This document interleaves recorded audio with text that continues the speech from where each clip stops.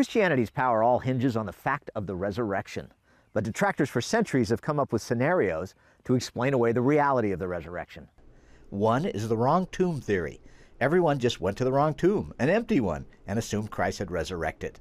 Indiana Dr. Joseph Bergeron studied the crucifixion of Christ and its aftermath for 10 years. Going to a wrong tomb and finding it empty doesn't present to anybody's mind that the person resurrected from the dead. Alex McFarland is another top defender of the faith at events like Bible camps and apologetics conferences. He points out another well-known fact. Pilate had dispatched a cadre of Roman soldiers to guard the tomb. So everybody knew where it was. There's also the swoon theory that wants you to believe instead of dying on the cross, Jesus only passed out, woke up in the tomb a couple of days later, rolled away the huge stone, and escaped. McFarland says impossible. Christ has been at least 2 to 3 days without food or water, dehydrated. He was beaten severely, huge loss of blood, nailed to the cross. And if the always fatal crucifixion process hadn't already killed him, Roman soldiers made sure. They plunged a spear into his chest because to allow any possibility that he would survive the crucifixion would mean that they would die themselves. McFarland explains the swoon theorists then present this unlikely scenario. He revived himself. He moves a 2.5 to 3 ton stone.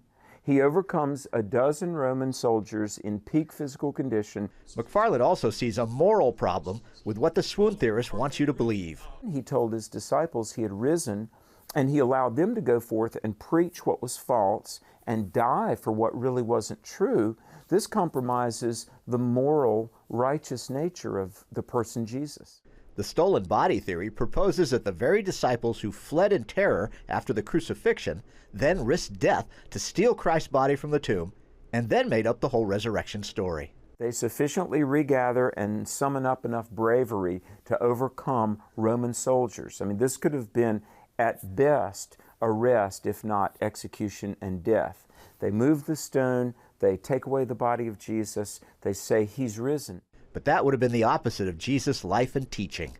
Everything he's all about is predicated on righteousness, virtue, truth, holiness. Here is truth personified, and they build a gospel on a lie. Just doesn't make sense. And all but one of those disciples was put to death for this gospel. People sometimes will die for some misguided belief that they have. Nobody dies for a hoax. One popular idea is that everyone who saw Jesus alive after his death was just hallucinating. Bergeron points out, though, in the rare documented cases of group hallucinations, they all see different things. None of them experience the same exact thing. Because it's all in their mind. McFarland points out the risen Christ appeared several times and interacted with hundreds of people, as recorded in 1 Corinthians 15. Paul says he was seen by up to 500 brethren at once. Hallucination hypotheses can never explain the group appearances, the group experiences the disciples had with Jesus. Hallucinations are not contagious.